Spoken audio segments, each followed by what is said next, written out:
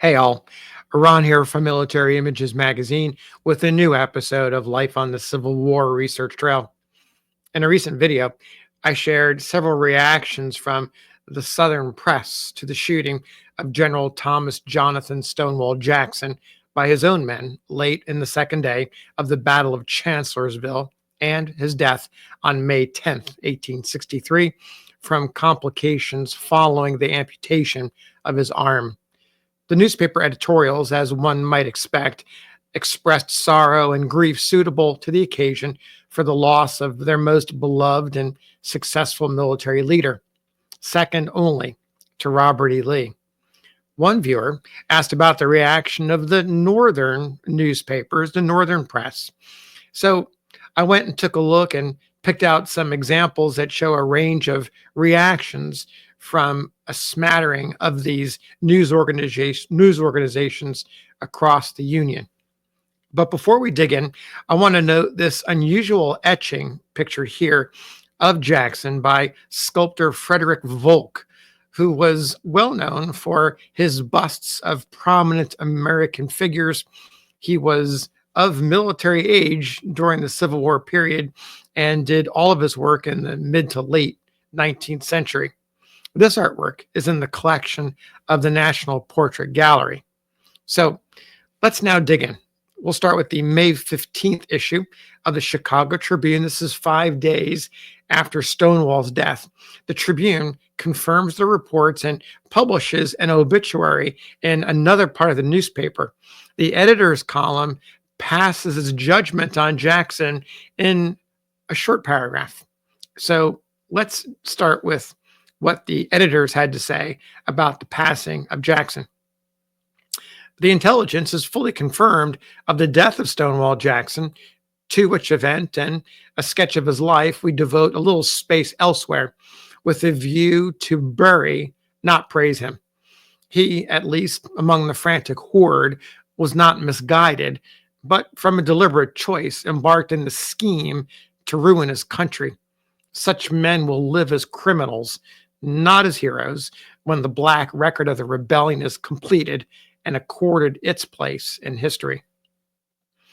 Well, one of its readers saw that paragraph, an irate pro-Confederate subscriber responding with a letter praising Jackson.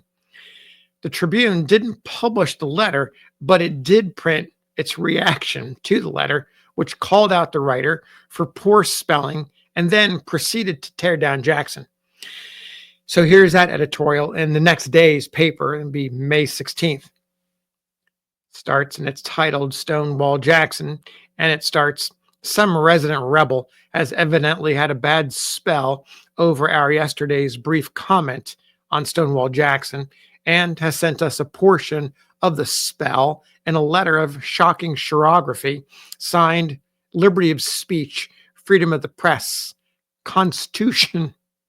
The writer eulogizes Stonewall Jackson as worthy and likely to live in history beside the immortal Washington, and empties his worst spelling of all on Abraham Lincoln, whom he evidently attempts to call a despot, but only succeeds in putting down on his letter page as a very dauby ink spot. The editorial continues, "It will stand of record against Stonewall Jackson and those who serve with him in the rebel cause that he prostituted his talents and employed the acquirements of his country bestowed on him to compass the ruin of the best government the world has known. And this he did in the behest of the most infamous and atrocious of all systems that ever blackened the page of civilization. Buccaneers have fought well, captains of slave ships on decks reeking with the ghastly horrors of the Middle Passage have been daring, and their doubtful laurels will only be shared by the best of the rebel chiefs when this great revolt in behalf of American chattelism shall have been gathered to the past, with the institution it sought to preserve and extend. The great shade of Washington will own no kinship with modern Virginians, whose best blood has been drained off into mulattoes for the Southern market, and who, in this revolt, are but protecting their chief and staple home product." Some strong words from the Chicago Tribune. Now, let's move to the West, to California. Similarly, the Marysville Appeal editors did not hold back when it celebrated Jackson's death in a brief editorial published in its May 16th issue.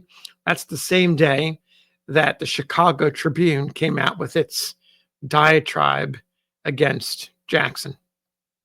Again, it's a brief one, and it's also titled Stonewall Jackson.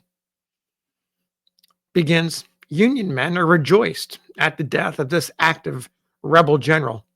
He was an honest, religious bigot who believed in the rebellion as only such a bigot could.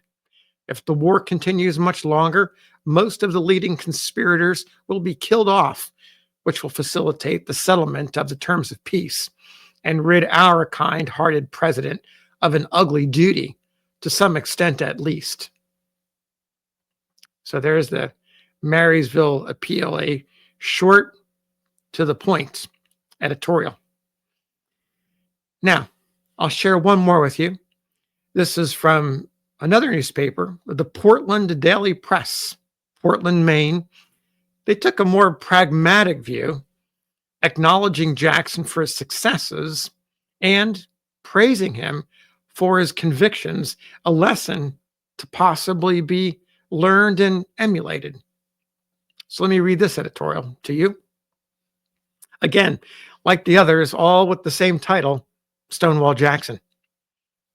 Thomas Jefferson Jackson, whose death is no longer doubtful since the publication of General Lee's official announcement, was a native of Virginia and graduated at West Point in the class of 1846. He was in the Mexican War, was attached to Magruder's battery, and was brevetted captain for gallant conduct at Contreras and Churubusco, and major for light conduct at the storming of Chapultepec. He retired from the Army in 1852 and became connected with the Virginia Military Institute. At the outbreak of the rebellion, he was very low down in the list of those who were expected to be of value to the South. But he soon displayed an originality and vigor that left him no competitors in his particular line of service. He was, in every important battle in Virginia, from Bull Run to Chancellorsville, but his remarkable qualities were first displayed in the famous raid up the Shenandoah Valley last summer, and afterward in the attack on our right wing at Mechanicsville. Both in his raids and charges, he moved with the utmost celerity, while in the latter, he so massed and kept his forces in hand that his onset was tremendous. In fact, he has caused the Union Army more trouble than any other rebel officer. He probably had the capacity of Lee for enlarged operations, but as a dashing and effective corps commander, his place cannot be supplied in the rebel army. We willingly do this justice to his memory because, in his private life and in the sincerity and depth of his convictions, however mistaken, he was an example worthy the attention of too many officers in our own ranks. He demonstrated the value of being in earnest, and in this respect, as in many others, it is, according to the old maxim, right to learn from the enemy. So there you have the views of three different newspapers: Chicago Tribune, Marysville Appeal, and in Portland, the Daily Press, on the death of Stonewall Jackson. Thanks for listening. We'll see you on the next episode of A Life on the Civil War Research Trail.